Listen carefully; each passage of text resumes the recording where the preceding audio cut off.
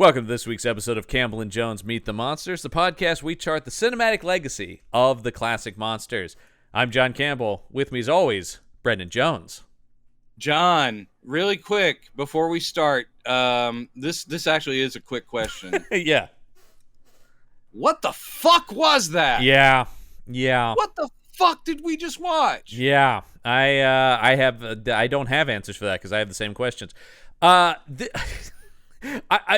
knew we were in some semblance of trouble with this movie when Fangoria Presents came up on. Oh, I gotta tell you, I had two visceral reactions in very quick succession when the movie started. The first thing you see is Fangoria Pictures Presents. Yeah. And I went, uh-oh. Same here. And then it says Karen Black. Yep.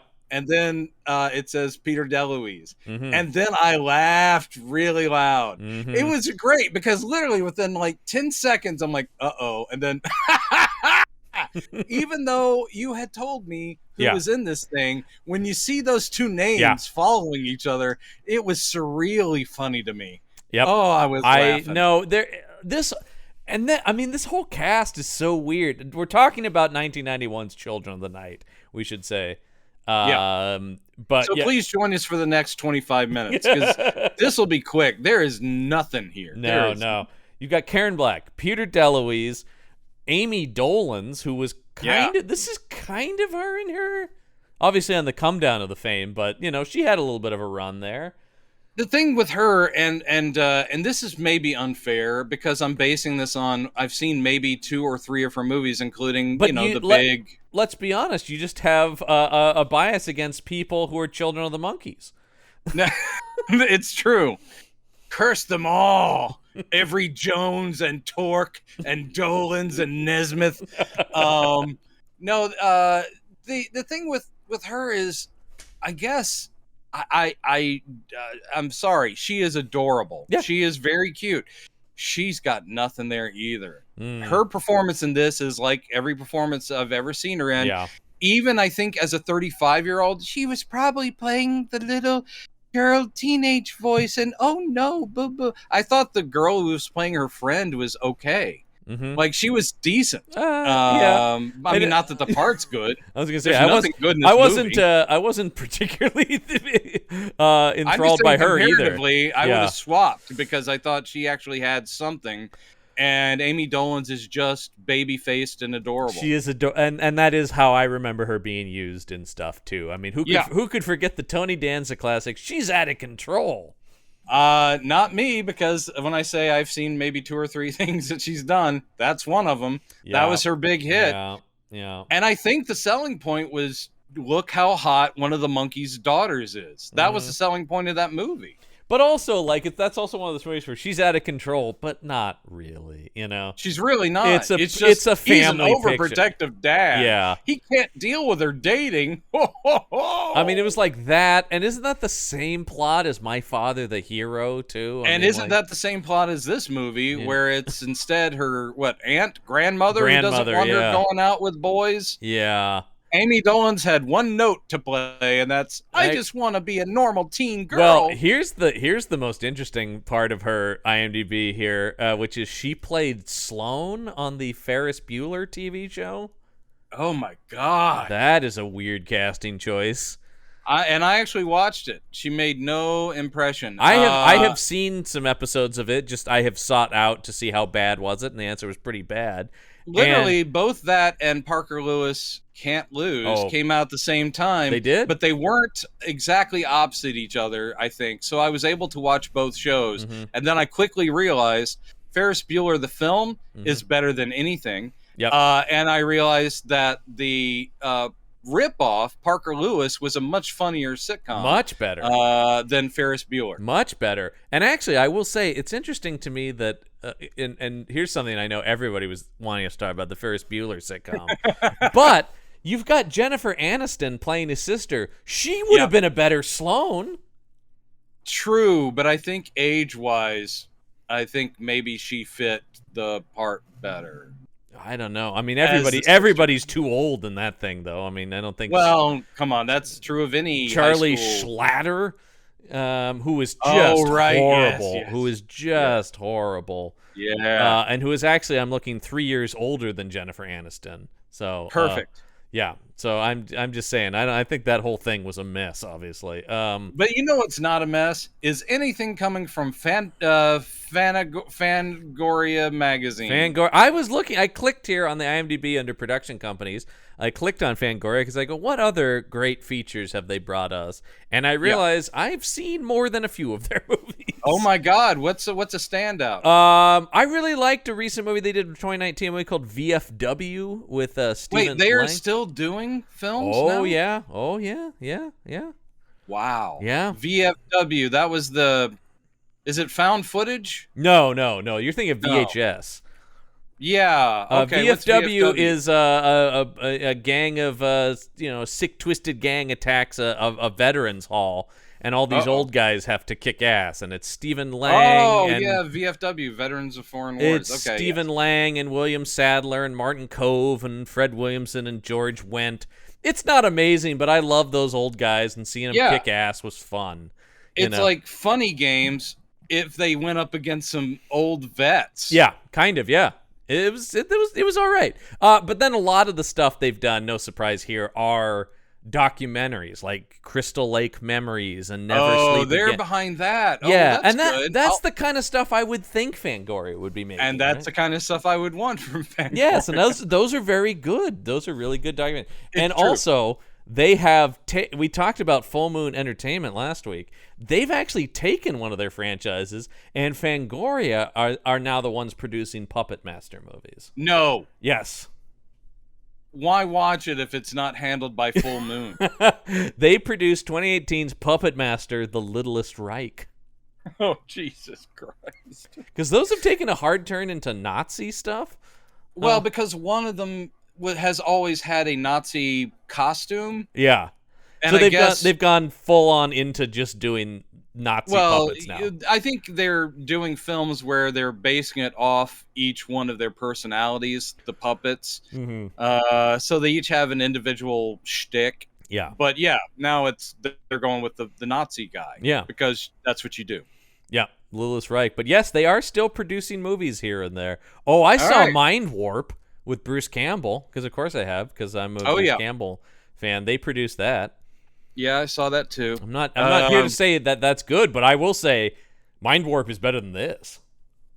Oh, John, you're the movies that your parents shot of you in the bathtub with like the little boats and stuff. Yeah. When you were like 2 years old. Yeah. That's better than this. Yeah, well, those actually got pretty good reviews, believe it or not. It's true, but only because the effects were amazing. They were gripping naval stories. Yeah, when that ship went down and you had the little dolls representing Kate Winslet and Leo, it's just so good. No, there's pretty much, it doesn't take anything to be better than this. Jesus this Christ. is a movie that I just you talk nothing works. No, there's no logic in it. The story is bullshit. There is nothing that works in this, and yet not terrible IMDb reviews. I mean, some terrible IMDb reviews, but I found quite a few positive ones. I haven't even looked, and I'm looking. But I mean, look, it averages a 4.6, which I think is still too high, but still like a good chunk of like 5 through 10 star ratings, which is too much for this God, movie. is this weird? Yeah. People are easy to please, man, and well, I love a vampire movie. And when people go, "Oh, this one's great because it's funny," like Fright Night, I'm like, "Oh, don't you dare bring Fright Night into this conversation." You know what this is trying to be, and I mean, they completely steal the ending from Lost Boys. It's not trying to be Lost Boys. This is trying to be, like. It's trying to be like a trauma film, and it's trying to be like Paul Bartel, and it is nowhere near as witty as something like Eating Raoul or something like that. No, it is just trying to be wacky. The whole thing, like at the very beginning with Doctor, Mayor, local whatever the fuck standing on the middle of the street, and the camera just keeps whip panning to each person as they talk, and it's supposed to be quick and funny, and the doctor literally has the reflector thing on his head. He has the reflector on, and he's like going, geez, you kill one patient accidentally and everyone gets on your... It's like all this dumb comedy. I knew we were in... Yeah, because I'll say, and we say this over on the Action Shelf too, the ones that try to be funny are the most painful. Yes, exactly. That's when it's like, I would rather these things be grim, dark, and bad than try to be funny. But here's the thing. This movie, one of its multitudes of problems, and we haven't even started with the traditional talk about the poster and so forth. Oh, God. But amongst the multitude of problems is it never knows what tone it's going for. No. And it tries them all. Yep. It tries to be satire. It tries to be straight ahead. It tries to actually be horror. Oh, yeah. It tries to be like coming of age story. It tries all of this from minute to minute, and none of it works. Yeah. Oh, God, I hated this thing. This is really bad. This is real bad. This is people with a video camera, because it is shot on video. Oh, clearly. Did you also watch it on Prime? I did, and clearly it's just a VHS rip on Amazon Prime. Yeah. Did you see how the picture would warp? Yep. Like when you do a pan? Yep. Because apparently it is like a third generation VHS dub. Yeah. I was like, what the fuck? It looks horrible. That's even Amazon Prime. That's the highest quality they could get of this movie. And it's shot in 4:3. Yeah. So I thought at the beginning, because it has like the old school chroma key graphics for the town name and all that. Oh, I wrote and that it's shit shot down in too. that, and it's all warbly video. I thought we were seeing like a fake commercial for the town for the first 2 minutes. Oh man, I was like, wish. oh, it's trying to be like, welcome to Allberg, and it's supposed to be like a 1980s thing. And then I realized the entire movie was going to look like that, and I was like, oh shit. Man, Tony Randall fell so far from doing The Odd Couple. No, I'm sorry, that's not the same. Different Tony Randall. Oh, you know what, so John? much funnier to think he directed. You owe an apology to the skeleton of Tony Randall, because you've put him in the boat with this thing. Yeah, it would be so much funnier if he randomly directed this movie, though. John, is it safe to say before we even get to the end that we agree with the reviewer Baba Booey, who gave it 1 out of 10 stars, and his headline is low-grade amateur student film level garbage, student film -A, professional film -F, garbage, not recommended. Yes, I think that's very safe to say we're in agreement with that, because yikes, Jesus this thing Christ. stunk. I mean, really, this is another one where I had to air out the apartment afterwards, because this stunk up the place. Oh God, and I'm all for let's do a different take on vampirism. But when their ideas, which are graphically disturbing, but have no point, make no sense, and also have no point. Contradict itself in places. There's the vampire mythos of this is so scattershot and makes no sense at all. Nothing does.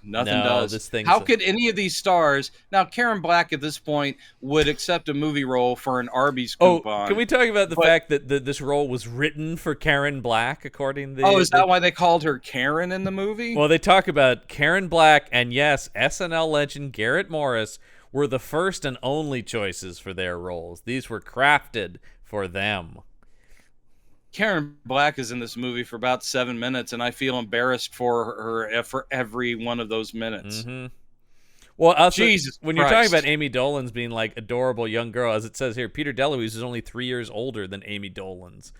Yet I think they're supposed to be playing at least 10 years apart, which also makes their romance super creepy in the movie. We got to get into this. They touch on that in the movie, because he's like, I tutored her. And then, but towards the end, Garrett Morris is like, you guys make a nice couple. And you're like, you mean the guy who taught her? Yeah. You mean she is a teenager. She's a minor. Garrett Morris's advice is, you ain't never going to find anybody that hot again, so just get with her already. It is literally pretty much what he says. And Garrett Morris is the highlight of this movie, in my opinion, and he's still terrible. But he's fucking Garrett Morris, so I can't be too harsh. Anyway, let's talk about... I'm just embarrassed for everyone in this movie. I agree, yeah. Let's talk about this awful poster, though, which is just primarily a photo of, I guess this is the master vampire in the movie. Yeah. But it's so close up. Well, he does have that cross scar on his forehead, which is the identifying thing. Yeah, and one of the only like cool things I think in the design actually is that. Oh no, the makeup shit. Everything in this is shit. All of it's pretty bad, and it looks like, it's. I mean, look at and it's so sad because this comes to us according to this trailer from Fangoria - the Masters of Horror. You mean Fangoria, the magazine that reports on horror films? I know, that's the thing where you go like, I'm sorry, I don't jump from the fact that this magazine talks about horror to surely they must also make good horror movies. That's I will a big say jump. The only time this has happened pretty much ever would be perhaps Peter Bogdanovich going from film critic to then his first film out of the gates, pretty much a masterpiece. I agree. So that is kind of the only time that's ever happened. But that's it for like a tagline. There's nothing like that. Then it's just Children of the Night. It's just this close-up on the vampire face, and the makeup's not good. No. The teeth are weird. They've gone with a weird design. And it is just like... and they've done a weird depth of field thing where the only thing in focus is his eye, which means basically most of his face is just blurry. That's a great poster. And then, it's just the text. Yep. Boring. Super boring. This would not excite you or get you to want to see the film. No. I was looking to see, like, I don't even know the name. I can't even remember the name of this vampire, and I don't even think he's credited. No, he is. Is it Zakir? Zakir, and first they say Father Zakir, I think, because he was a pretend priest. Uh-oh. I mean, worse than being a vampire, right? Being a pretend priest. Come on, Oh, it's the worst. Come on! Come on! By the way, that's my entire review from this movie, is just the gif of Will Arnett going, "Come on!" and we could literally just say, "Good night, everybody." Yeah, that and is just it, let that man. run. Come on! Are you kidding me? There's one person in this movie whose performance I enjoyed, and it was not Garrett Morris. Oh, well, I love Garrett Morris. No, I love Garrett Morris, but I was just embarrassed for him because the role's embarrassing. Oh, the role is embarrassing. And it also makes me go like, dude, there was nothing better being offered for Garrett. Come on. Well, actually, I think around this time is when he's doing, he played the Q to Joan Severance as Black Scorpion, and I know that's your favorite independent superhero movie. Yes, it actually was very underrated, and I think that you see a lot of influences to this day in the MCU. Actually, I know that you have the box sets of Black Scorpion, the movies and the TV series, and I see behind you Mantis. You've got Black Scorpion and Mantis right next to each other. Okay, I actually do have Mantis. No, I know you do, and actually Mantis was fun. Yeah. Mantis was actually good. I enjoy Mantis, but yes. I'm going with the same time period. Yes. Black Scorpion, Mantis, and Nightman. Yes, and even syndicated superhero even show. as a kid, I knew Black Scorpion and Nightman were bad. Yeah, but Mantis was a step up, and even as a kid, I went, "Oh, this is the good one."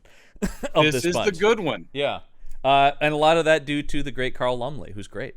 Carl Lumbly is a king. Yep, I love that guy. All right, so we open up, and right off the bat, once again, we talked long credit sequence. Hate it. Yeah, they go through all the. Oh, okay, I won't let this pass. It has credits. I didn't write it down, but the credits go. Story by. There are 3 people under it.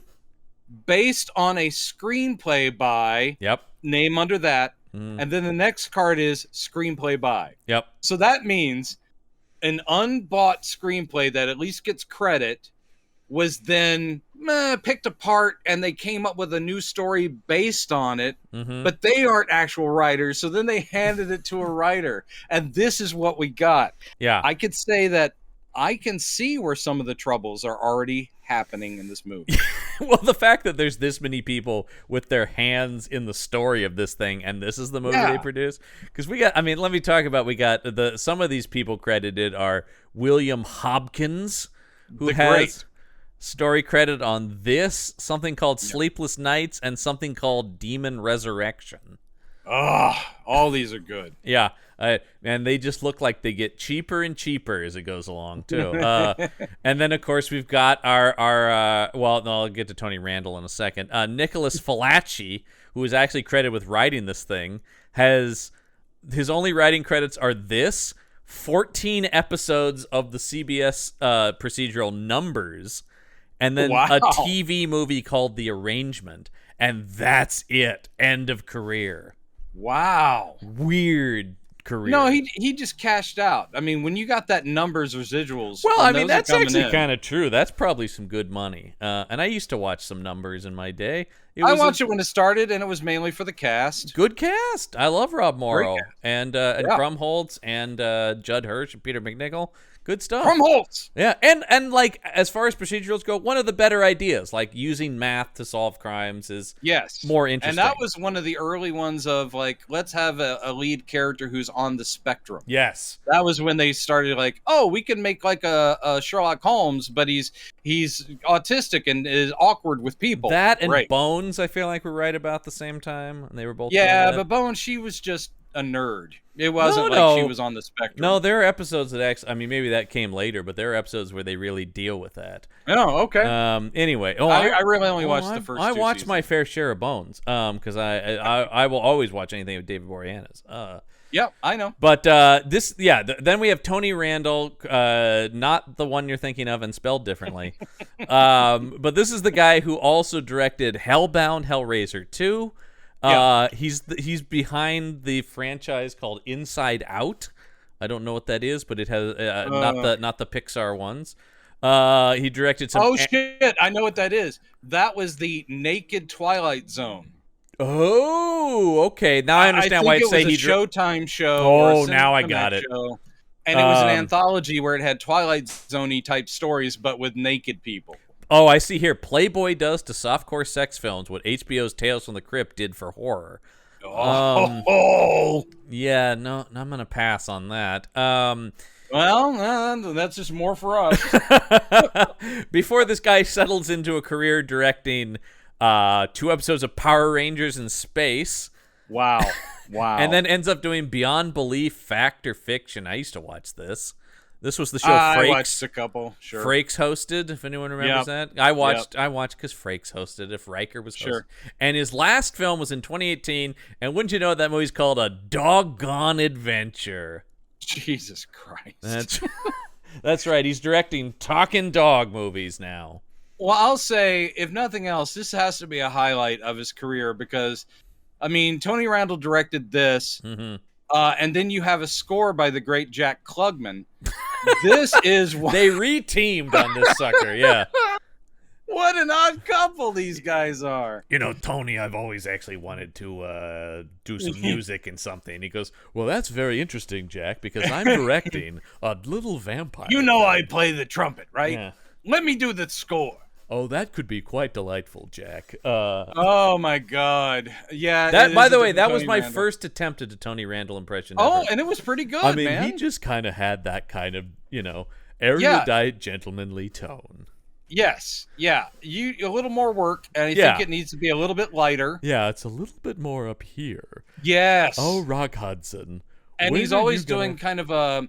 He's always doing a little bit of a, oh, aren't I a scamp? Oh, that's right. Always in I his certainly voice. do know about that. I just remember him on The Tonight Show all the time, and he was always delightful. Yeah. That guy, always delightful. And raconteur. Yeah, and believe it or not, I was the straight one between Rock and I. All right. So we open the movie up, and we get a title card. This is Allberg. And I wrote this down as described here, a peaceful, unassuming township nestled in the woods. Yeah. And I went, this is another sign I was in trouble, where I'm like, well, that's a bad description. And why is that in the front of the movie? And, oh boy. Because they're immediately trying to, show you how wacky this town is. They're trying to already set up, a parody vibe. It's like, oh, here are some of our neighbors now. There's the fireman and the mailman and the milkman and they're complaining about, oh, it's just not as nice a town as it used to be. This used to be a quiet town. Yeah. And I kill one person and you're gonna sue me over it, town lawyer? Oh yeah, we should say that the first thing we see is now, oh God. All right. So there's a running bit where in this little town, is an evangelical Christian speaker van. Yes. Where it's one of those, it's got the paintings of like Bible quotes on the outside. It's got a light up cross on the top, and it's got speakers, and an unseen driver drives around town just saying, Jesus is your Lord and Savior, come unto him, and da-da-da. And that's the setup for this joke, where the doctor says, you kill one person and you get sued for it. But the only reason I didn't close up that heart valve, is because of that van. Right. Yeah. She had an aneurysm on the table because of that van with the loudspeakers. Here's what I don't understand. I was already John. guffawing. Oh, I know you were. I need to get this cleared up. Yeah. So the voice we hear from this van, and we never see who's driving it, is exactly the same voice later when Garrett Morris is driving it. Right. And he's doing the talking into the thing. So he's taken over the van. Yeah. Because we know he's not the driver of the van, because he's about to get hit by it. Yes, exactly. So this movie already fucks up its own logic, because clearly the voice from that speaker is Garrett Morris, because we hear him later, and it's exactly the same voice. It's like those Darth Vader helmets you can buy at Target, where it changes your voice into this. Yes, that's true. The little CB radio thing, his mic is clearly just changing his voice into that of the crazy preacher guy, who we never see. That could be anybody. Right, so anybody would sound like that. There we go. It's answered. Movie. Fuck it. Oh, then we meet my favorite character in the movie, Pervy Kid. Yeah, Pervy Kid is also, well, I don't know about my favorite, but he is an unforgettable scamp. And we know he's Pervy Kid right off the bat because he's scoping porn at the newsstand. Yeah, it's an outdoor newsstand. It's broad daylight, and Pervy Kid, who's all of maybe 11 or 12, is looking at the titty mags and going, "Ooh!" And here's the most disturbing thing: is that, all right, Garrett Morris is the local town drunk named Matty, and he's walking across the street, and he's blah blah blah blah talking about wine. And the Christian preacher van barrels at him, and he turns around and goes, "Oh, everyone in town that's on the street, including Dr. Mayor, all those people that were just talking, they all look like, and including the lady sheriff. And they're all like, oh no. Pervy Kid, this is so weird. Pervy Kid looks over and he's like, yes." He sees that a man is about to be hit by a van, and he grins. Well, here's the question I have throughout the whole movie. Yeah. When exactly do the vampire influence take over the town? Because it seems like that indicates Kid is already evil.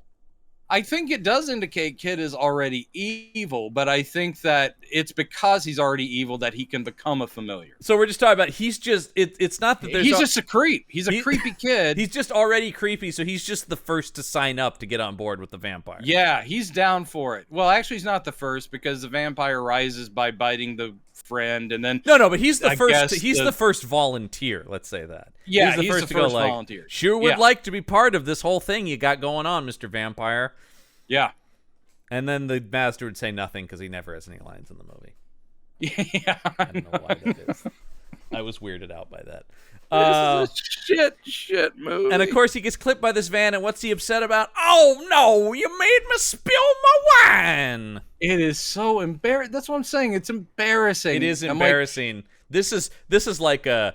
we're going to have to cut that one tonight, Garrett. The drunk character's just not working for the show. This feels like a bad SNL hobo drunk character that he had. Even the most embarrassing things that he was ever asked to do on SNL, far outshine this. Oh, God, yeah. Because we know he's funny. That's the other thing, too, is I go like... We know the man has chops. Just let him... I mean, I would have just been like, you know what, Garrett? Do whatever you want. You're a comedy treasure. This is a shit movie. Just make it funny. And I actually wouldn't be surprised if he still did riff a lot of the stuff he does in this. Yeah, but it is true. He was just hit by a van, and he's only upset because he broke his bottle of wine. My wine! And then... no, he didn't break it. It spilled because he then picks up what's left and offers the female sheriff some. Yeah. You want some of this? She's like, oh, See, no. It's funny. I did laugh and laugh. Well, until my neighbors started banging on the door. This is also where I thought, boy, and I thought this from the plot description, boy, we're doing shitty Salem's Lot, aren't we? Oh, we're doing... I mean, again, if their purpose was to set out to do full-on parody satire of Salem's Lot, go full comedy and start hitting us with the very specific jokes. Also, do full comedy so we would have skipped this movie because it was a parody.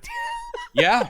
Actually, having watched it, in hindsight, we should not have watched it. I mean, this was one where, as we said last week, we knew absolutely nothing about this movie. About it. And that we should have taken that as a chance to not do it then. So anyway, we cut to the character only referred to throughout the film as Grandma. It's Grandma's house, and ding dong, here comes Grandma's granddaughter.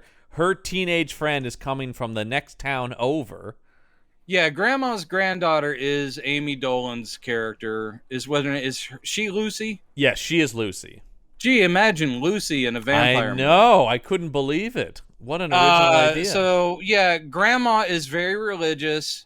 And she's not like the mother in Carrie. She's just very religious and will talk about it all the time and has a bunch of ceramic Jesuses all over the house. But she's very loving toward her granddaughter and happy that her friend is showing up. And her friend shows up, and her friend's mom is Karen Black.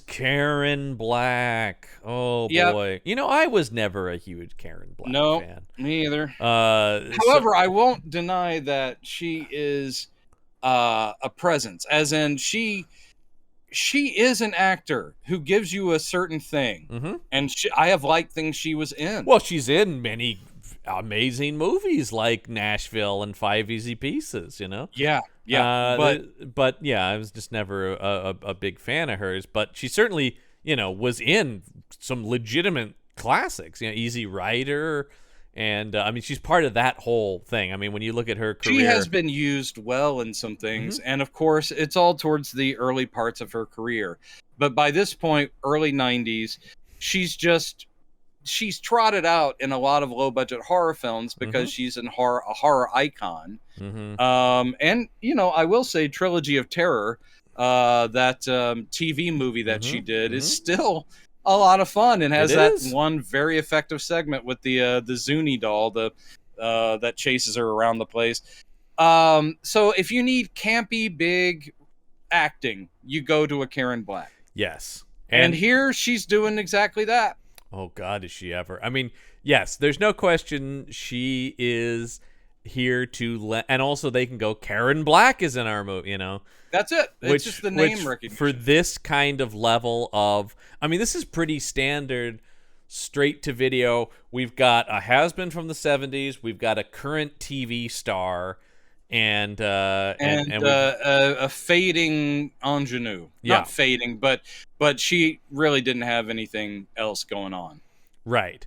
Now, Peter DeLuise we'll get to, but his career fascinates me because I don't know if you know, he ends up going behind the camera and being one of the main creative forces behind the Stargate television franchise. I did know that he shifted to that. I didn't know that he was with Stargate. Yeah. I'm not a huge Stargate fan, but he ends up being like one of the main guys for Stargate. I think there are plenty of interesting arcs. Like if you look at, speaking of children of celebrities that start out as actors, it's the same with the Van Pattens. Like Dick Van Patten's kids did act, and then suddenly, which one is it? That ends up being one of the greatest TV directors of all time, doing stuff like Deadwood. Yeah, Tim Van Patten, Deadwood. I think he did. He did some Wire. He did some Boardwalk Empire. Yeah, an amazing director, and that guy acted like a piece of wood when I've seen him. He's one of the main creative forces on Perry Mason now. Yep. Tim Van Patten, which is an incredible film. I think you don't necessarily have to be a one-hit wonder. No. And he was probably smart of Peter DeLuise to realize, people aren't buying me as a leading guy anymore, and they don't like mullets. So I'm. His mullet is at an all-time in this movie too. It's fluffy. It actually, look. Some mullets are aggressive. Yeah. Some mullets actually they frighten. This one, it does look like a blanket. You could just tuck yourself into this very fluffy mullet. But this is a bigger mullet than even on Jump Street, man. He is really. Oh, I did not realize he went from Jump Street to Sequest. Oh, that kind of adds up to me. DeLuise. There's another show I watched as a kid. I loved Sequest because it was like, oh, it's Star Trek underwater. I tried. Love Scheider. Yeah. The end. Yeah, it helped to be a kid. It really helped to be a kid. Some of the effects were good, and the cast was good, but it was just boring. That's the worst thing you can do with a genre show. It's make it boring. I think it's one of those shows where it's best that I just don't ever revisit it and remember it being good when I was a kid. There you go. That's the thing to do. Yeah. So they show up. They're happy to be back together, and Karen Black says, "Oh, don't wait up for me because I won't be back until after dark."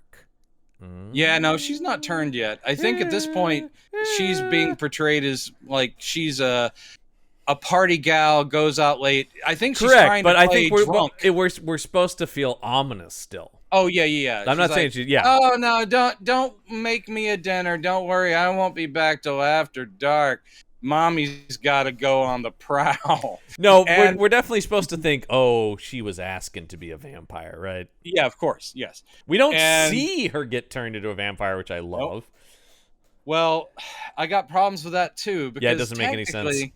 Vampire turns the kid, the daughter. Yeah. The daughter, I guess, turns the mom. But if the daughter turns the mom, why is the mom like the alpha that's draining her daughter, feeding off her daughter? It makes no sense. Why is she the one in the wet bag? We're not even to the wet bag yet, ladies and gentlemen. Oh, God, the wet bag. Ladies and gentlemen, the wet bag. That's like the worst prop comic. Yeah. It's like, it's Chuckles in the wet bag. I tell the jokes and I bring the props. Yeah. It's Chuckles in wet bag. It's the wet bag, everybody. Put your hands together. No, so she drives off. And at this point, I'm still thinking, what is this movie about? I don't know. Well, here it's all still fairly typical, including I'm not giving it any credit. It's already embarrassingly stupid, especially with that stupid comedy bit at the beginning with the people in town. Yeah. But here they're trying to build up the Salem's Lot kind of neighborhood thing because you see these shots of like linen on the drying on the line, and it's supposed to be very homey and that sort of thing. Right. And Amy Dolenz and her friend are really just basic teenage girls, and it's like, hey, as soon as we finish dinner with my embarrassing grandma, let's go hang out like we used to. And the friend is given some very chunky expositional dialogue. I loved it too. It's totally ADR. There's as a lot of that to the house from Karen Black's car. There's a lot. Like, how are things at home? And she goes, "Oh, it's okay. Mom's all right. But her creepy priest friend is over." It's like, what the fuck is that? You know how it goes. You know how it goes when the creepy priest friend shows up. So they go to the abandoned old church because of course. Okay. All right. Got more to say. So the abandoned I feel church like on this episode is just gonna be then this happens, you go, all right, here's the problem here. No, it's just everything pissed me off. I should just say everything pissed me off. It's true, though. I agree. Outside the church looks absolutely normal, like a normal small-town church. Then you go inside, and it is this huge, abandoned, Gothic-looking cathedral that didn't look like it on the outside. And then we get this bullshit thing about it's their last night in town together. That's why the friend showed up, because Amy Dolenz is off to college. But there's some made-up bullshit local thing where it's a rite of passage that your last night in town you have to go down into the flooded crypt of this small town church. This small town church has a flooded crypt underneath it, like a fucking Lara Croft game. Yep. But apparently they have to go down there and you're supposed to swim the length of the flooded crypt. Insane. It's insane. But it's also dumb. It's just dumb. Yeah. I mean, if this is supposed to be relatable, no, this doesn't happen in a small town. This doesn't exist. You tell me your town didn't have a flooded crypt. Well, that explains why I had such a terrible time in college. Yeah. I never was able to swim the length of the flooded crypt. No. It's just this movie bending over backwards to create these stupid sets. But then what I like about this is it's not just about swimming back and forth, because then the other girl jumps in, and then they're just frolicking about in the water. They're frolicking about while we get these meant to be ominous shots, but they're done so quickly we're not sure what we're seeing. But they're underwater shots of inexplicably human lungs. Yeah. Floating outside of a body. Legitimately, I just wrote down things float in the water because I couldn't figure out what the hell I was looking at. I knew it was lungs. Yeah. Didn't know why, though. Well, that, and boy, that doesn't make sense at all. No, it's never explained other than as a gross out. Yeah, that's the Fangoria. Have a stage where it does feel like the Fangoria aspect of this is just, we're going to put in some gross stuff. You know what I mean? Like, gross stuff that makes no sense has never been brought up in any mythology of vampires. Oh yeah, I don't know where the cocooning. Oh well, we'll talk about. I'm sorry, the wet bag. The wet bag. It's so wet. But yes. So yeah, they're swimming around, and Lucy loses her cross necklace. Lucy loses. Oh shit! Sorry. Yeah, I wish Lucy Liu was in this movie. My God, we could use anybody with some acting talent here. Oh man. Even 1991 Lucy Liu, early in her career, could have added something to this. Yep. She loses the cross necklace into the water, and it floats down and lands on the body of the master vampire. This also makes none whatsoever sense. Yes, her crucifix falls through the water, lands on the body of the prime vampire that's laying under the water. Yeah. Why would this wake a vampire up? Why would this revive a vampire? It does some bad. There's about 3 instances in this movie or more where they do bad animated bright blue light. Oh yeah. So like the cross lands on the vampire and the little cross goes jiggy jiggy jiggy, and somehow this wakes up a vampire? Why would the cross bring a vampire to life? It's something that hurts vampires and will hurt vampires later in the movie. I know, John. Yeah. I don't understand. I don't understand either. But he rises up and grabs Cindy. Talk about Jaws when she gets grabbed and pulled underwater here. Oh. And then the master vampire raises up with her, and he's feeding on her, and we see blood running down her leg into the water, and Lucy is just frozen with terror. Yeah, she's screaming, and she can't do a damn thing. And anytime the vampire or any vampire bites somebody or rises up, suddenly behind them is a fucking spotlight, a huge blue Klieg light. Yeah. Doesn't matter where you are. Are you in a flooded cavern? You're gonna get a fucking blue spotlight. Yep, it happens. Are you? In a house? There is so much just random light sources in this movie. I know. There are so many. But then when it cuts to the introduction of another town, I'm going, wait, what? This movie's editing. Yeah, John, a disaster. I know you as a film student and myself as a person who's watched more than a couple of movies. Yeah. The editing in this is whack bullshit. It is unbelievable really the way they cut between things, and you're like, you can't be serious. And we are talking here about the legendary editor Rick Roberts. I'm sorry. I'm sorry. A man who's edited such things as a bunch of bullshit on TV. I'm looking at his like it's a lot. Time Tracks? What the hell was this? I don't know. With an X. Tracks with an X. That was a TV show. Oh, he edited 3 episodes of Baywatch. I'm sure that's nice. Oh, he edited 8 episodes of the Mortal Kombat syndicated series, Mortal Kombat Conquest. Seems to be now he seems to be editing for the Food Network. Great. Yeah. So he sounds, with a name like that, he should either be a Marvel hero, Rick Roberts, or he should be a professional wrestler. Yo, you're gonna get in the ring with Rick Roberts. You're gonna try it, pal. That's the old film splicer. They call him the splicer. Rick the Splicer Roberts. I will jump cut you to death, son. Smash cut your face. But anyway, it's bullshit editing. We are suddenly in a whole other town. We're in a school. River Junction, which is described as a small industrial town 50 miles from Aalborg. Yep. And yes, we find Peter DeLuise talking about Satan. Well, okay. All right. You are setting me up, and now I'm just ranting. Because another That's all thing, this show is now. The writing of this is such bullshit, along with the editing and everything else. So we don't get a very good explanation, but this is a private tutorial session between an English teacher and a high school student. Correct. This is high school. Actually, I think the outside of the building said middle school or something. But anyway, she looks like a high school student. Probably did. But here's the thing. He's talking to a high school student about Paradise Lost. Yes. Milton, who he comedically calls Uncle Milty. That's kind of funny.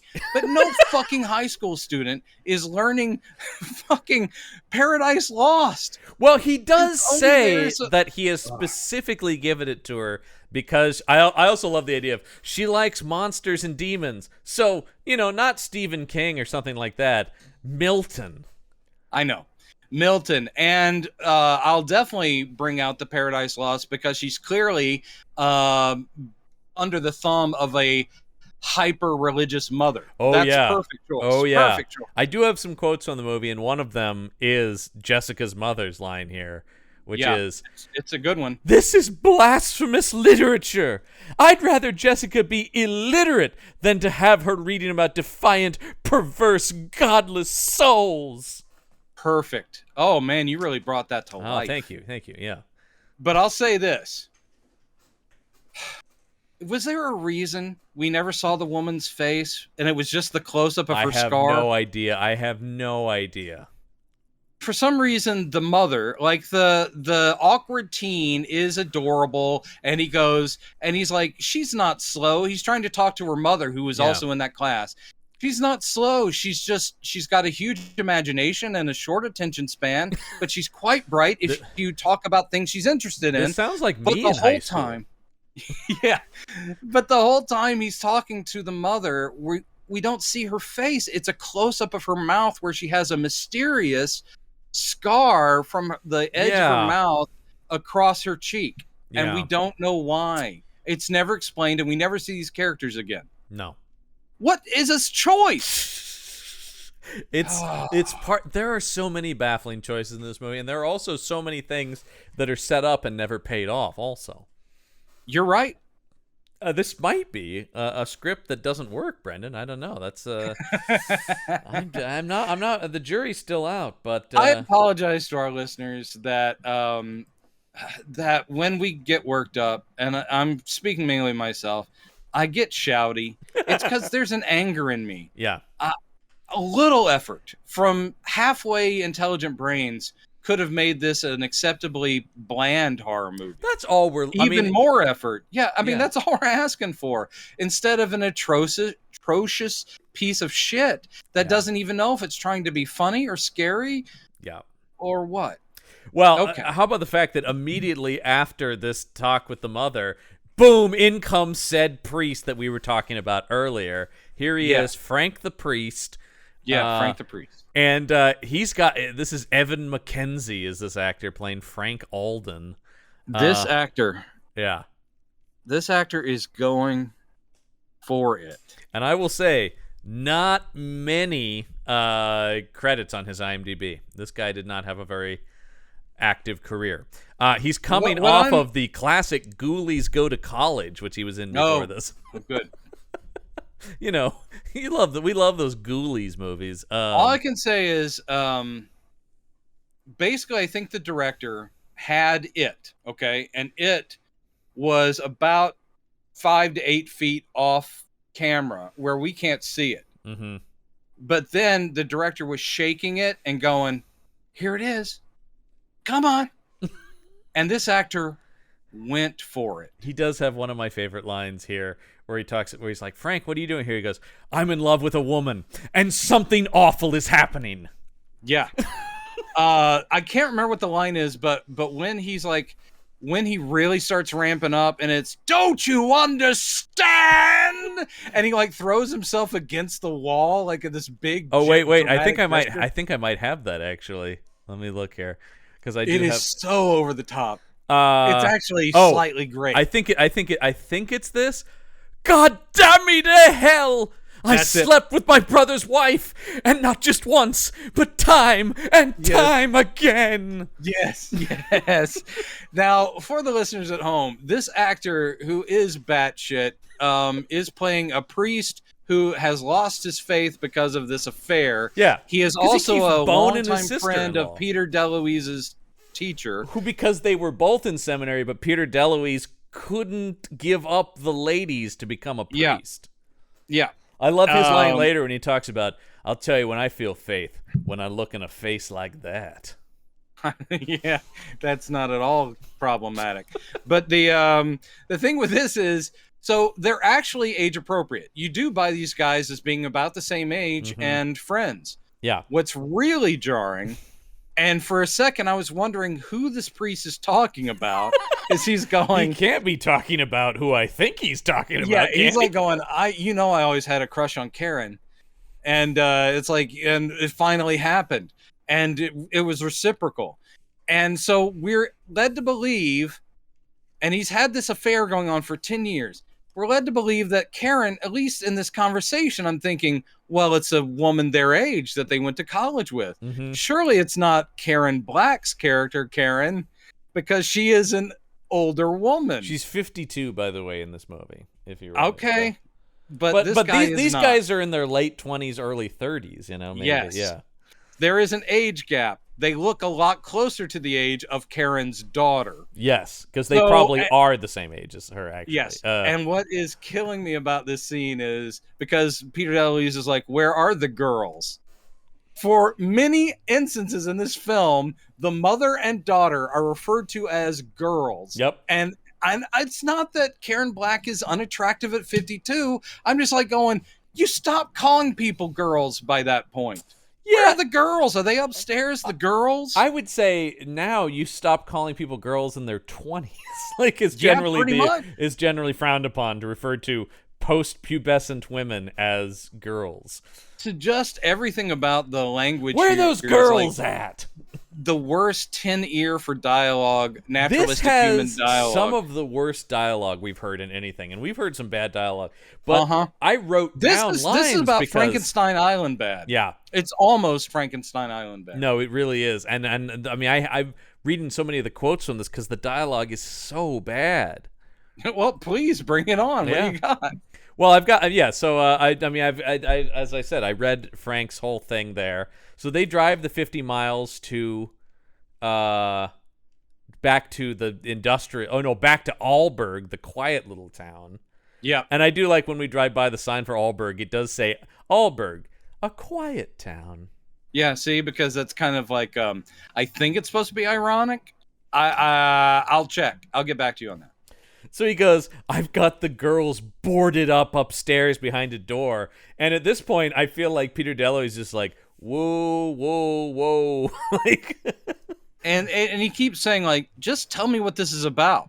And for some reason, the priest is being very oblique, and he's counting down. This is so stupid. This is also stupid. This is incredibly stupid, because he shows them the watch. He goes, it's accurate within a tenth of a second. He's got this stopwatch. It's accurate within a tenth of the second. It's lined up with the Greenwich clock, the nuclear clock, and so basically he's counting down, and he's like, "What are you talking about?" And they go upstairs. He goes, "The sun is going down in exactly a minute and 17 seconds." Mm-hmm. Which is no insane. Vampire movie ever in the world has pretended that vampires immediately pop up whenever the official time says that the sun has also the sun doesn't go down instantly. It's not like up then down. Yeah, I know. So the idea that you could and also the point that that's predicted, where we know it will go down to the second. Right. Like you hear sundown is approximate.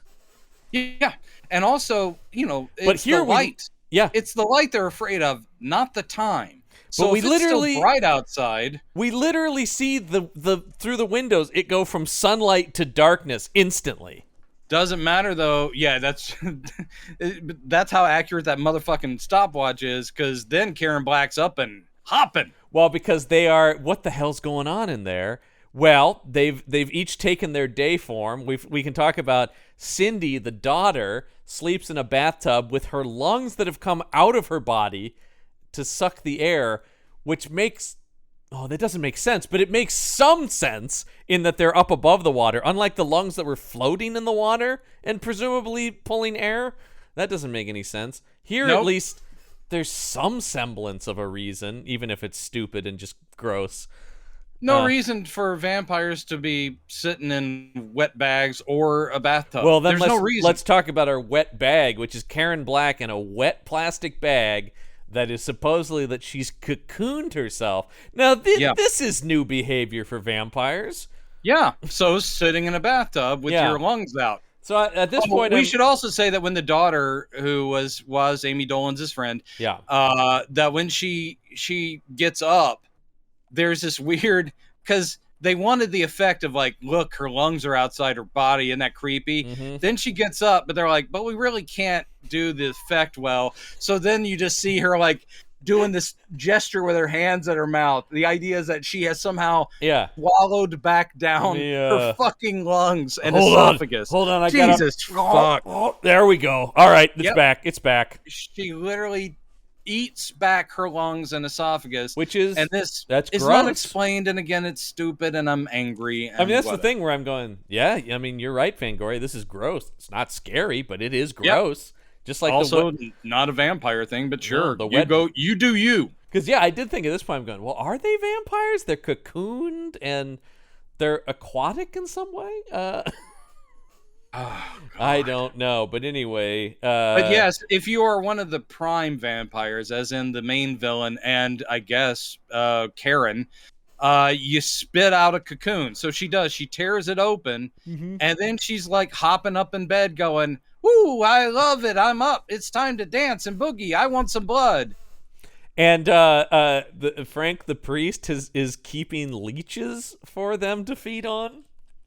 I have a feeling this is probably an idea that was in the original script, the one that they based the story on and then got turned into a script. But they're like, oh, let's keep the leeches thing. That's how we'll feed the vampires. Because once again, that's gross, and this movie loves gross. Yeah, so the priest just has a bucket full of leeches and water that he sloshes under the door, and then the daughter eats the leeches, right? And then the mother feeds off the daughter, who now has blood in her body. Yeah.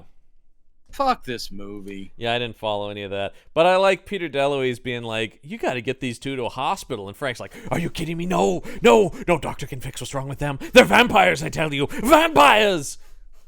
Also, this is and I am not exaggerating. That is what that guy's performance is like. It's exactly like that. And this is a movie where, again, if we're going broad satire, then you can totally accept the fact that people hear that person's a vampire without anyone examining it too hard. They're like, what? And then within 2 minutes, they're totally convinced. It has nothing to do with I've got to wrap my head around the existence of vampires. Well, this isn't like Ben Mears and Salem's Lot. No. People pretty much go, oh, stay away from them over there. Those are vampires. And I'm like, okay, thanks. Yeah. The RB vampires. The RB vampires. Got it. Yeah.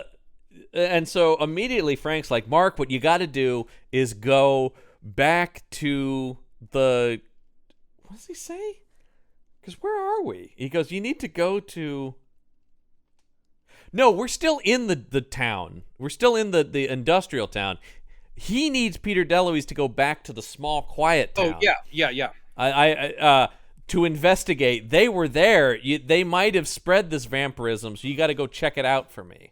Yes, the priest is going to keep watch over Karen and her daughter, boarded up in that room, and he's going to send Peter DeLuise, for some reason, teacher, former pastoral student, and he'll take care of this.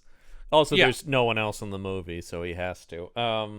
This is one of those movies where the town is inhabited by 4 people. Yeah. The vampire invasion spreads to the extras, of which there are 7. Yeah. So this is a very small movie. So he drives over there to Grandma's house. Oh, by the way, every time someone's in a car, it is literally just they've got blue light filters around each window, and someone's just shaking it from behind. Yep. And there's fog. God. There's so much fog in this movie to hide any kind of backgrounds or anything. Like, there's always just... You never get a look at any location, really. So he goes and knock on the grandma's door. And she says, let me get you something to eat. You can't go around with something to eat. Anytime I feel bad, I just make myself a meal and I feel better. This is all real dialogue. And while she's doing this, yeah, he's looking around the place and he sees that there are a lot of smashed plaster statues, and he sees that there's the impression of where a cross was once on the wall but has been taken off. Yep. He's a pretty smart one, this guy. He's like, you know what? Think the old lady's a vampire. But he goes, can I just talk to your daughter? It's like, oh, she keeps herself locked in her room all day. Your take on that is exactly the same as his. Peter DeLuise also yawned during the reading of that line. Can I talk to your daughter? Or whatever. Is she here? Is she okay? We still making this movie? I don't even remember. This movie, I mean... I said before, it's like, if you're going to be a bad movie, at least be strange. Yeah. However, this one is strange, but I hate it every minute of it. Well, it's strange and still boring. Because it doesn't succeed even as a bad fun movie. Because he goes, she's locked in her room there, and she's going, no, don't, you can't, my grandmother, she's gonna, and of course she's a vampire right behind Peter DeLuise. Yes, the grandmother is a vampire coming for her, and for some reason, and this doesn't make any sense, the vampire grandmother just locked the girl in a room. Yeah. Why wouldn't the grandmother just feed off of her because she's a vampire and there's virgin blood right there? Yeah.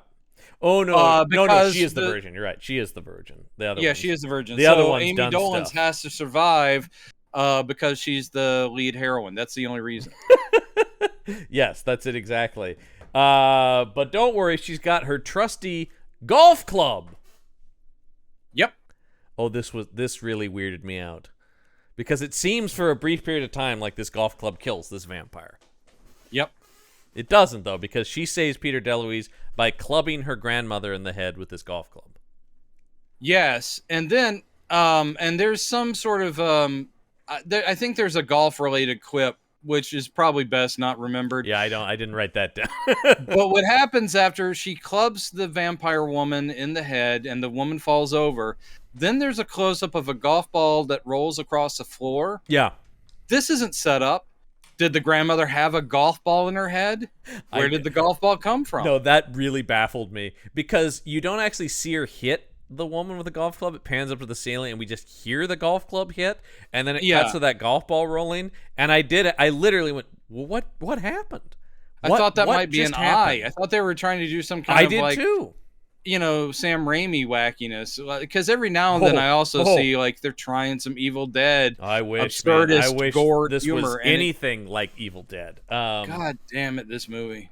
Yeah, we do this for you, ladies and gentlemen. We do. Watch these for you. I thank God we're watching a good movie next week, because otherwise, Jesus Christ, I don't know how much longer we can hold on for. I know. So. This is one of my favorite scenes in this movie, though. I do love, we cut back to the house with Frank, the priest, and the vampires, and they're upstairs yelling, and he's getting upset because they're making too much noise. And he's like, hey, you gotta quiet down up there. It's so weird with this priest. And then, it doesn't happen yet, but the whole reveal of when Karen Black is, and I feel bad for 52-year-old Karen Black. Yep. They put on like huge vampire makeup, the bulgy forehead, all that stuff, the weirdest fucking teeth. And so she's looking terrible. But then she starts seducing him from under the door, and he starts seeing her clawed hand become like her supple younger hand, and he believes she's normal again, so he takes the boards off to go screw her. Well, let me tell you what she seduces him with, because I do have this line here that please, it's a little mini monologue. So this is Karen Black in full vampire makeup going, "Feeling regretful, Frank? Well, I guess that's pretty standard in your line of work. I'll never apologize for the way I am. I like it. If I want someone's blood, I'll take it. And I'm not ashamed of what I am and what I want and how I want it. And I want you. My soul, my flesh craves you." Yeah. I just went General Witch because I feel like that's kind of what her voice is in this. She is doing that, and it is appropriate because Karen Black, I will say, that's not bad casting. She's always broad. She is always big, campy acting. So this is in her wheelhouse. It's just embarrassing. Yep. It's just embarrassing. Well, because the other thing is, this is not really that big a part in the movie. She gets a couple of these big moments, but I did think, like, this is first build Karen Black's part in the movie? I know. Anyway, so that happens. That's what goes on. We can just skip all the stuff. That's because we keep cutting back several times, but I'm saying, like, that happens. They end up screwing. She bites him, and then he's hers. Yeah, in a weird way. That scene is odd. I've never seen a vampire bleeding scene where they're spooning. Yeah. It's very strange. Like, she's the big spoon. She leans in, bites his throat, and he curls up like he's a little boy, and then she just sort of cuddles him. Yeah. It's weird.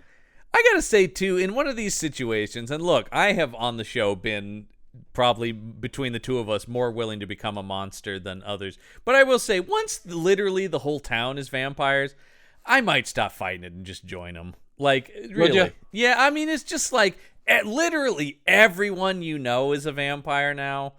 That is what happens to the town. We should let everybody know that, just like Salem's Lot, everyone's a vampire now. It's not quite clear how this has happened. It's happened near instantly. You know, with Salem's Lot, it's a slow, long process to take the whole town. And it's also a process you can follow, as in you literally know who turns who. And this is just like, nope, now everyone's a vampire. We see the town, we cut away, we come back, everyone's a vampire. And you're like, wait a minute. I need to talk about a thing. Okay. All right. I know we're not to the scene yet. Doesn't matter. It doesn't. Essentially, Peter DeLuise gets Amy Dolan and goes back to this town. Yeah. And now they know everyone has turned. But one of the big giveaways, and they're going to run into Maddie again, because Garrett Morris does come back and has a much bigger role, which actually I was like, yay, more Garrett Morris. I know. For a second, I thought, is he not going to come back? I thought the van was going to kill him briefly and go like, that's it? Yeah.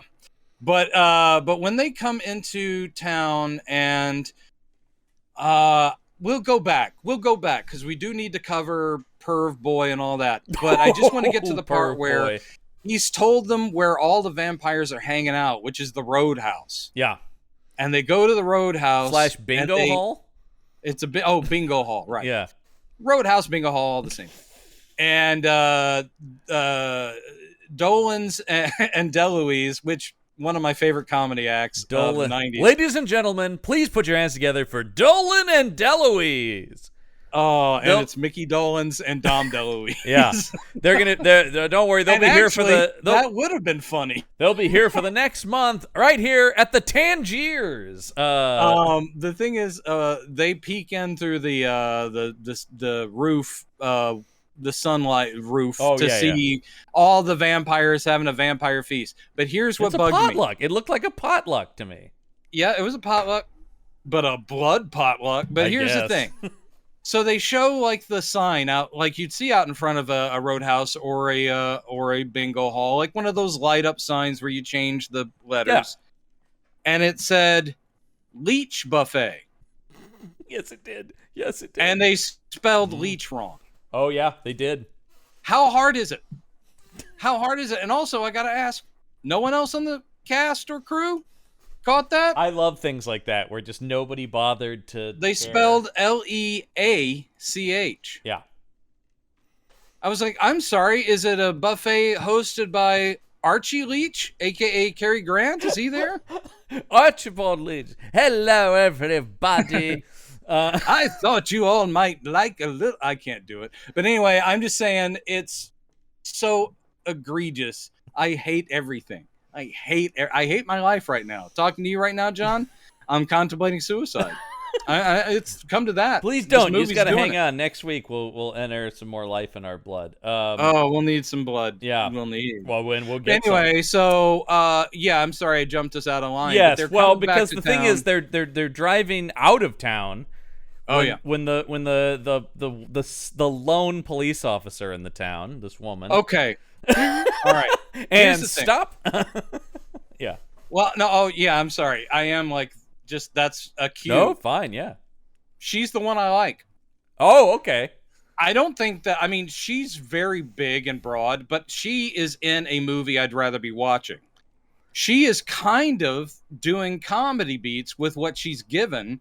And I thought she's pretty good. And I looked up her on IMDb. She's had a decent career. She's had a nice long career. She's in 4 episodes of Star Trek Enterprise. Yeah. There we go. But I'm just, I was like, yeah, you lucked out with a local actor who's actually decent. And her character's weird. She's not from this place. She's from a big city. She hates this little town and all the podunk people in it. Yeah, we get that whole weird monologue that comes out of nowhere. Yeah. There's no reason for a character that she pulls over Peter DeLuise. Yes. And Amy Dolenz and is like, there's a missing persons out. There's a runaway notice on Amy Dolenz from her grandmother. Mm-hmm. Which this confirms that Amy Dolenz is a minor, but don't worry, you're still going to get with her, you guys. Yeah, the thing is that, for one thing, that's an amazing police squad of one. Yep. Because the grandmother put out that missing thing, 15 minutes ago? Yeah. And now she's found the girl with this older man, and she is going how old are you anyway? Yeah. Why are you parked out here in the woods with why are you driving out of town with this young lady? Mm-hmm. All that's fine. And she's like, I'm going to have to take her back to her grandmother. And Amy Dolenz is like, please don't. No, she's sick. Something's very wrong with her. Mm-hmm. It doesn't matter. She drives her back to the grandma, and DeLuise follows because he's worried. The grandma, he thinks that they killed her, but the grandma does answer the door. This is the weirdest, stupidest thing. She's got her hat tied on, this huge, dumb bonnet. It's tied on, and Amy Dolenz is saying to the cop, she's put that hat on to disguise the fact that she's got a golf club in her head. Yeah. What the fuck is going on, John? And that's because she's like, all right, have a good night. Then she's done this to disguise there's a golf club in her head, and that's when the cop goes, well, now wait a minute. The cop goes, huh? And then Amy Dolenz goes, because she's a vampire. And now the cop goes, maybe I should investigate. And then she gets immediately abducted by people. Well, she gets hit by a 2x4 from off screen. Who's wielding that? I don't know. It's some of the vampires, because she ends up at the thing, right? Yeah, but we don't see who it is, and we didn't see anybody else there, so just some... No, we literally did see a 2x4 come out of darkness. That was it. And don't worry, there's plenty more 2x4s in this movie, too. If you were worried. Yeah, there's a lot here. So, meanwhile, Peter DeLuise is trying to find a way to sneak Amy Dolenz out of that house, and this is when he meets Perf Boy. The Adventures of Perf Boy! Now, if you think this is one of those stock characters from your 80s teen comedies, who's the horny little boy, who, even though he is over horny, will still somehow save the day, or actually loves his parents or his sister or whatever, will prove to be decent? No. I actually do like that he's evil. The note he started with is just a hint of his depravity, because it just gets worse. He's like, hey, you looking in those windows too? I know how to look in every window in town. I've seen every woman in town naked. I've seen all their boobies. Yeah. And makes a point of saying that Amy Dolenz, she's got the best boobies of the bunch. She's got the best boobies. And he goes, it's usually pretty slow here on a Tuesday night or whatever. He goes, I just hope it's a Mr. Bubble night. Yeah. Jesus Christ. I mean, so this kid is not only peeking in enough. He's regularly peeking in, keeping track of schedules, keeping track of the regular use of bath products. Holy shit! Like, oh, good, it's a Mr. Bubble Knight. I'm glad this kid turns out evil because this is the beginnings of a serial killer. Yeah, absolutely. He's like, do you want to see my collection of squirrels? Yeah. I mean, because it's like, this is not just, ooh, I got a peek of the neighbor with her clothes off. This is, I am seeking out, I've got the exact places I need to be to get the right angles. I've cataloged all of the boobs. In his garage, he has stitched a cat head onto an armadillo body. Yes, yeah, he is that. Yeah, but anyway, he's disturbing, and DeLuise is like, "Look, you're weird and disturbing, but I do need information." And he's like, "Yeah, some weird stuff is going on in town." So basically, he's like, "If you guys want to know," and of course, he does witness when DeLuise goes in and confronts Vampire Granny again, and then they finally kill Vampire Granny. What is going on here, though? Because this is another vampire thing I don't understand, and that is the shorting out of electrical equipment. There's lots of, like, because she's got Amy Dolan's tied up, and, like, lights are going on and off, and machinery's turning on and off. This is in no other scene with any other vampire, but apparently Grandma Vampire is, I honestly think they're doing some sort of Carrie riff, but if it's supposed to be satire, it's not working. But it's like there is some psychokinesis going on. Because, yes, Amy Dolan's is tied up. Vampire Granny's like, ooh, I'm going to kill you. I'm going to drink your blood, whatever. And everything in the kitchen is turning on, and the toaster is popping, and you're like, what does this have to fucking do with anything? I don't know. It's so weird. Yeah. Yeah. DeLuise stakes her through the table. Yeah, whatever, man. She's dead. Yep. Yeah, and this is the first of many stakings. In fact, there's a line later where he goes, God, I'm getting good at this. Yeah. Yeah, great. Yeah, you sure are. Yeah. You sure are, Peter. And basically, this is where they get out, and the kid's like, wow, I saw what you did, and they're vampires. It's like, yeah, there's vampires all over town. I can show you where they're meeting. And that's this is where they go to the bingo hall. Bingo hall. But the kid turns on them, of course, and he's in. And he gets his own little. They all get monologues towards the end of the movie. I didn't write this down, although I do love his whole thing about for I am a familiar, able to walk amongst you during the day. You know. Not that the kid's a good actor, he's not, but he does at least kind of gloat like a cartoonish villain. Like, yes, I am the master's familiar. Yeah.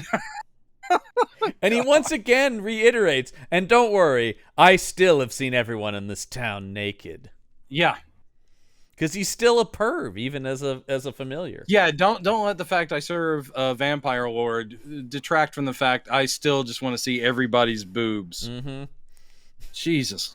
What? Okay. Yeah. So he has captured them. The vampires take them into the bingo hall. The sheriff is also there, and the sheriff gets a good one, even though it wouldn't hurt a vampire. What is it? Like a broken bottle, and she shivs the main vampire? What I love, she gets the broken bottle, and she's holding back the crowd. They're all like, whoa, whoa, whoa, okay. They're vampires, and they're all being vampires. Like, oh, Jesus Christ, careful, lady. Watch out, she's got broken glass. Yeah, I know. Oh, that could really cut us, man. And she does. That's the whole thing, is that when the main vampire shows up, we finally see him, and we've heard some nonsense already from, I think, Amy Dolan's knows about the preacher guy who, okay, this is where they try to do Nightmare on Elm Street. So the backstory is there was a priest who came to town, but he ended up getting too friendly with some of the children. And so the parents didn't wait for him to be brought to justice. They instead forced him into the church. Oh no, he knew they were coming for him, and he hid in the then Garrett Morris's character was charged with the townspeople of flooding the crypt, which supposedly killed him. But he's apparently a priest that came from Romania or something. They do say he's European. He's got that name. whatever. He's the arch vampire of this story. Yeah, he shows and up. He also took some of the town kids with him, and apparently there's some of the bodies under the water in the crypt also that they're not dead, but he feeds off of them even though they're underwater. What the fuck? I don't know, man. That's going to be important later, because if we can free the kids, we can destroy him, I guess. Can I ask right now to our listeners if any of you know any of the screenwriters, or the original or the story by, if you know anyone connected to the actual construction of the script? Mm-hmm. I was going to say have them call us. Instead, I'd like you to go to their homes and just hit them once in the face. It doesn't have to be really hard, but just hit them in the face and say, that's for Brendan and John. I mean, maybe I'd like them to answer some questions we have about the plot, but I think more than answers, I want them to be physically assaulted. Yeah. Well, Peter DeLuise escapes here by dangling this dainty little cross in people's faces. Dainty little cross, and people like, oh, dear God. And by the way, the sheriff did shiv the main vampire, but she immediately gets her throat slashed open, so and then people feed on her. End of that character. End of that character, who I kind of liked for 5 minutes. So they get out of there. Oh, and the pervy kid is chasing after them, and Peter DeLuise just turns around and puts a stake in his chest. He is not a vampire, by the way. This was pretty fucked up, actually. Well, yes, but I did I actually liked the kid's line as he's lying there with the stake through him, dying and sputtering blood. It's pretty violent. He goes, once again, not a vampire. Just a pervert. And he dies. Yeah. So a little kid is, but this is what cracked me about this scene. Peter DeLuise stakes a 12-year-old in this movie. DeLuise and Amy Dolenz are side by side. Yeah. They are running fast-ish. Yeah. DeLuise takes all of 20 seconds to stake the kid. Mm-hmm. And then he's like, Lucy? Lucy! Yeah. And she seems to be 4 blocks away. Mm-hmm. There is no fucking way you could not lose each other in that amount of time. And instead, she turns down this dark alleyway where there's a sexy vampire inside a wet bag that's just like undulating its body. We don't even, this isn't even explained, but she comes across a wet bag. So we're thinking this is one of the arch vampires. But inside the wet bag, we are made to see or believe through shadows that it's 2 people in one bag. And that is sexy times. Is it 2 people? And it's I couldn't tell. Sometimes it looked like 2 people. Sometimes it looked like 1 person. It was unclear. I think it's 2 people. And I think it's meant to be that they're facing each other and they're having sex. It's wet bag sex. And then the one, perhaps the male, that would be facing out, punctures the bag with his hands and does like the open palms of like, join us. But you don't see any naked, you don't see any sex, but there's this movie oddly movement inside the bag. This movie is oddly free of nudity. I really thought they were gonna. I did too. I mean, I knew that Amy Dolenz wasn't because she never traded in on the hotness that she was seen for. In fact, it's on the trivia of her thing that she famously turned down any nudity that came her way. Yeah, but I mean, I was sitting there waiting for the friend. Yeah, I'm even talking about just be it because in this movie though, just Karen random. Black, I'm good with. No, I'm good. No, but I thought in this movie we just have random naked vampire extras or something like that. This movie seems like it would do that. Not that I'm disappointed. This one is literally showing you the yokels. It's just the local townspeople. So it's literally people that you've probably shopped beside at Safeway with some fangs in their mouths going, we're vampires now. It is. And but it's Garrett Morris to save the day right here, man. Oh, he comes like a knight. He comes rolling in that church van. He's like, come on, everybody get on in. Yeah, it's not enough that he has taken over the van, which is equipped with like a big shining cross on it and all that. I guess it's also affecting the vampires if he drives near them saying religious things.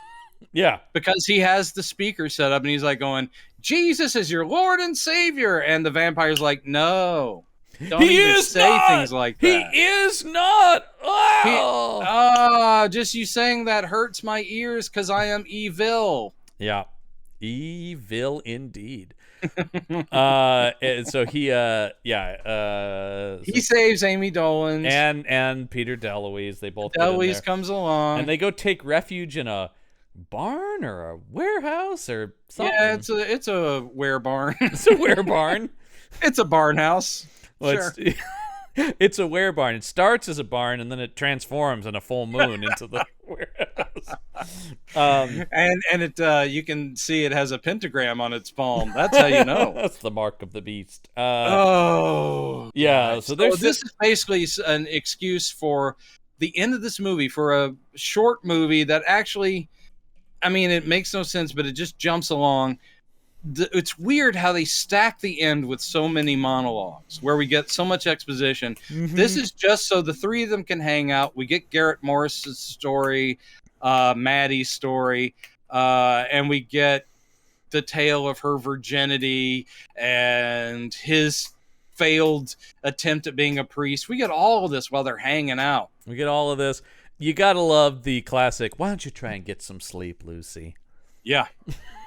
Nothing will happen to you while we stay and here, up and jaw. Take this tiny cross. Yep. That's all you need. So they all go to sleep. Good. Smart. But we also cut back to Priest house. Yes.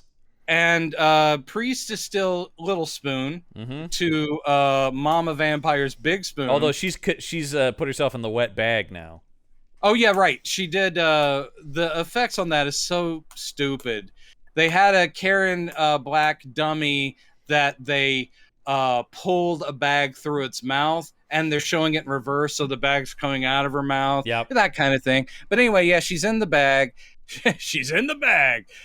And she's in the bag, and Cindy, for some reason, I guess because she's mad that the priest has now been turned, decides it's not explained that she's been a vampire now, we assume, for what, about 3 days or something. Yeah. And now she's going to turn against her mother and be a hero. And so she stakes her in the cocoon, in the wet bag. She goes, I'm sorry, Mommy, and stakes her. Stakes her good. Oh, she does. Yeah. And Karen Black's out of this picture. Yep. And the priest wakes up. This is where we get the first indication that you killed the sire and the people are okay. Yep. Because the priest wakes up and is like, hey, is everything all right? Where's Karen? Mm-hmm. What's going on? Then she walks to, I don't know how she finds 50 miles. She walks 50 miles. Same night. Yeah, I don't understand how she finds the place that they've holed up to in that town. Nope, don't know. Although there was a line earlier where somebody said, these vampires, they can change into animals or mist. Well, we never see that happen. Oh, they do mention that, but no, it never happens. No, so I don't know if that's part of this. Maybe she turned into a bat and flew. I don't know. Okay, all right. But basically, the friend shows up at the who window. hasn't seen Amy Dolan's in a long time, but she shows up, knocks on the window. This is kind of a Salem's Lot thing. And you're thinking, oh, it's the let me in, I'm your friend. No. But it actually is her going, hey, Lucy, let's finish this thing. Let's kill that main vampire. Yeah. And then she goes, okay. All right. This movie is absolute shit. Mm-hmm.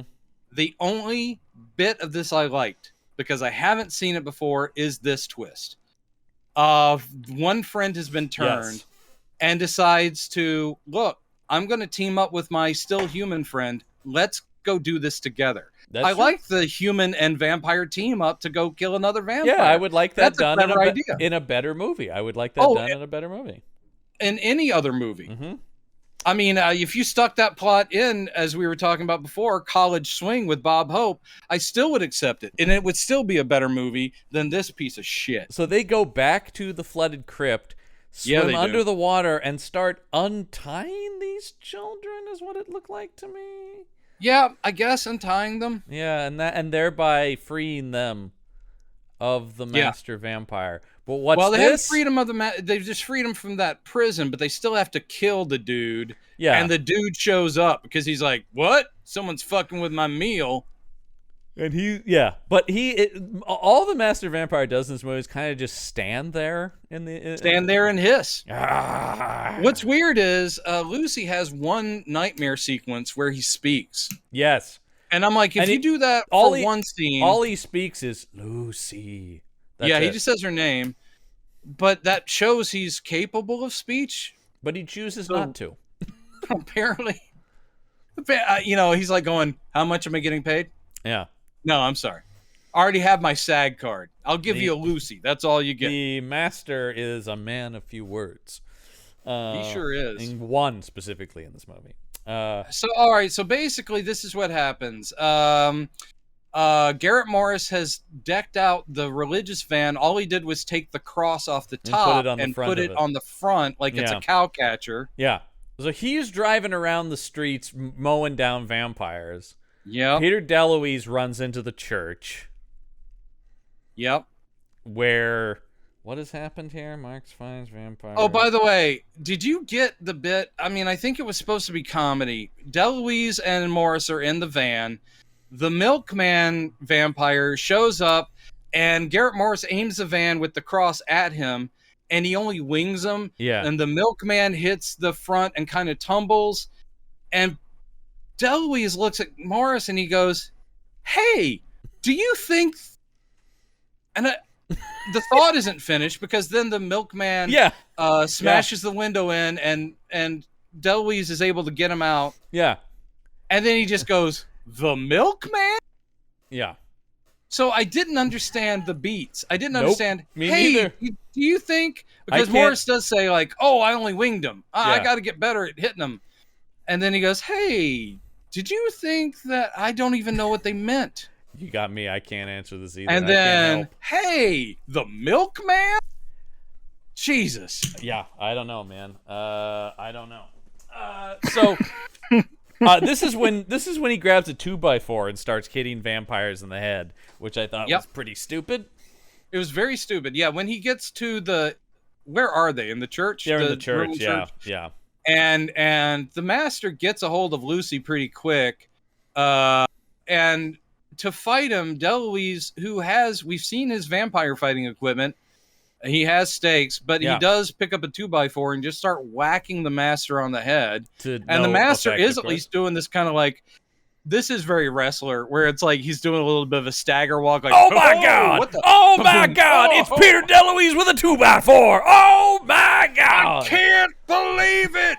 I've never seen such mayhem in my life. Can the master take much more of this brutality? So that is pointless. And I can't remember what happens to the friend. I know that she sacrifices herself bravely, but I can't remember. She got killed down in the crypt. Oh, right. It's dumb. It is dumb because I really wanted her and Lucy to fight the master together. Yeah, no, instead it's... And in fact, Lucy doesn't really fight. She's just in the master's arms going, Because it is ultimately Garrett Morris driving this van, although I laughed so hard. It's a very action moment. I had to text Listman about this. Yes. When they their car the wheels just hit another car that explodes into flames for no reason. The van's going fairly quickly, and it hits another car at an angle, which could only have happened if there was a ramp there. Literally, it would just destroy both vehicles. But it hits at an angle, and it goes up on two wheels, which is it actually jumps. It actually does jump somehow.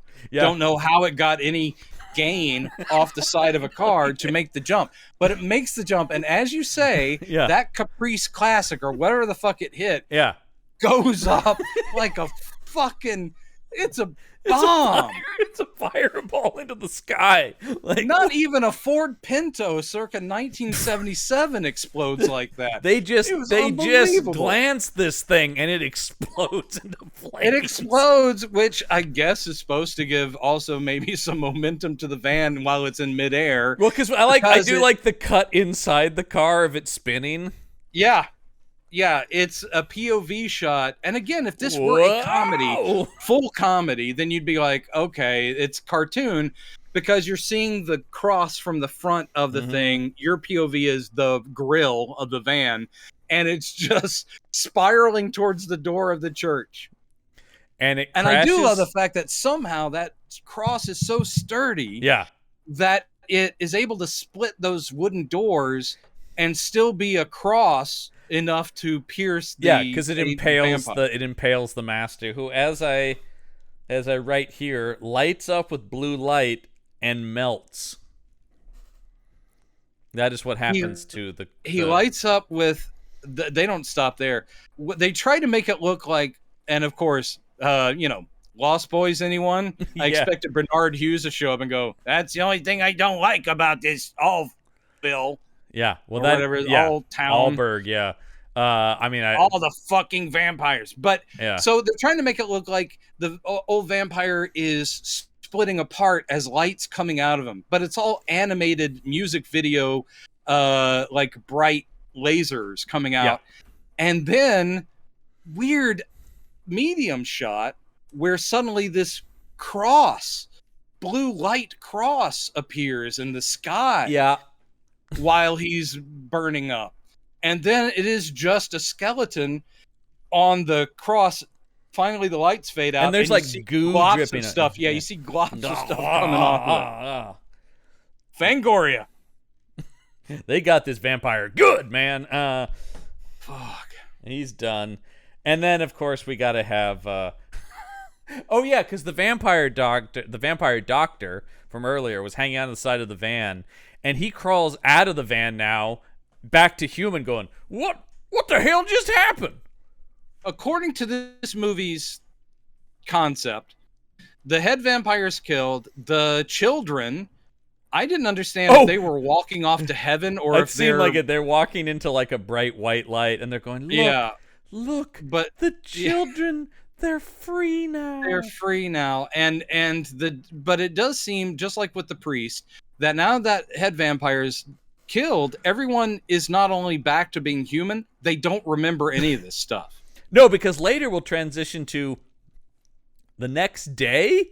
Well, okay. Here's my problem with this. I know. Yeah, I think it's the same one I have. So the ending is basically they're like, get it? Nothing's changed because we're with the same people on the sidewalk. But it's the doctor, but this is where the mayor. The doctor's going, it's the weirdest. I got half the town in my office, and I'm pulling splinters out of some of their chests. Pulling splinters out of their chests. That's weird. He goes, and everybody's low on blood, like... I don't know. He's like, even I need some. Ha ha. Yeah, and he's talking about, I think it's diverticulitis or whatever, Yep, and Garrett Morris is now a cleaned up, sober, respectable businessman. And you know this because he's in a suit and holding a coffee mug. Yep, and he comes over to the mayor to discuss plans of changing the town for the better. Yeah. So, okay, let's assume this is the next day. The very next morning, in fact. And Garrett Morris went home after killing the vampire, found a suit, got rid of alcoholism, and is now accepted as a city leader. It's all happened over their night. His drunken hobo routine, that was all by choice. He was just, he could have stopped anytime he wanted. How the rest of the town reacts as if this was like he always was. Yeah. We're so glad you stopped being a drunken wino. That's great, man. Since last night. Because then we have DeLuise and Dolans walking through town. They're amazed at the change in the town. They are still bloodied and dirty from the night before. Yeah. They look like they just walked out of that. This makes it seem like this is 2 hours later. Yes. Man, this town went back to normal so fast. And then basically Garrett Morris winks at them and they're like, oh, there's our buddy. Mm-hmm. And they continue walking as a couple. The 17-year-old girl and the 35-year-old man walk down the middle of the street. That also killed me. It's like, all right, they're a couple now and this is the end. Yeah. But they're not on the sidewalk. They walk down right there in the yellow line, down the middle of the street. In fact, a car turns a corner and has to veer out of their way. Oh, Jesus, sorry. And then the credits roll, and I'm like, fuck you, movie. Come on, man. There's also a point. After the master's been killed, where Amy Dolenz is asleep or unconscious, and that's when Peter DeLuise kisses her. Yeah. That was creepy. Yeah, and then he licked the side of her face. Oh no, sorry, that was the master. He did that. No, he just took a big whiff of that hair, is what DeLuise did. That's the stuff. That's what I needed. He goes, I haven't gotten this much action since Jump Street. 21 Jump Street. This movie's terrible. No one should ever watch it. Absolutely awful. Yeah. I hope all the people were working under pseudonyms, though we know they weren't. Yeah. This is on some resumes, unfortunately. This is embarrassing. This is really bad. This is shockingly bad. Like really bad. Yeah. I don't know. It's still not the worst movie we've seen, but it's that is saying something. It's but pretty bad Jesus, though. When they're this bad, it does make me angry. I can't sit back and just laugh at God, I did laugh at the car exploding. I did laugh at the very beginning. There were things funny. I laughed at. That was funny, yeah. But it's just, it was anger making. It's pretty bad, yeah. Well, I hope they had a fun summer. I mean, that's one thing. I hope they had a great time making it. I hope everybody had a good time on this movie. Yeah. So next week on the show, we finally get to something good, something I consider to be legitimately great, and that is maybe the most anticipated episode ever on the show. We are finally talking about Bram Stoker's Dracula. And it is a great movie. Yes. That I have problems with. I know. But do I enjoy watching it? Fuck yeah. Can I watch this every month? Fuck yeah. It's great, man. It's a great movie. Do I have it in 4K? I do. Do I have anything that plays 4K? No. Well, I have it in 4K as well, and I do have things that can watch it in 4K. But my name's John Campbell, and I can watch things in 4K. Come on, you got to admit that's a pretty great impression. It's dead on, man. It's like I was talking to myself. I couldn't believe it. And we do have a guest joining us with a fellow Dracula superfan, Mike Gergoni, will be with us next week. Blah. Yeah, blah, indeed. So I have not watched this in 4K yet, so this will be the first time I've seen it in that. But I've seen it many, many times, of course. Yeah. And have merch from it. Yeah. I do. There you go. I had to think, but I do. Yeah. I actually have the promotional button that came out when the movie came out. Nice. Which is just the poster on a button, but I was like, yeah, this is from the first promotional push for that movie. Nice. So I've got that. Nice. Yeah. So we will talk about that next week. And it's already a great movie, but boy, it looks even greater now, doesn't it? Next week, I will be singing praises because talk about those problems you have are going to be muted. This is a lifeline, John. Yeah. No, I mean, at least we get a run of at least real movies, if not particularly great movies. I need some real movies. But these are like we get mostly like studio films going forward here. That I think at least before we get back to Subspecies. And still a ways away from another wolf howling. Yes, we're still quite a ways out from another howling.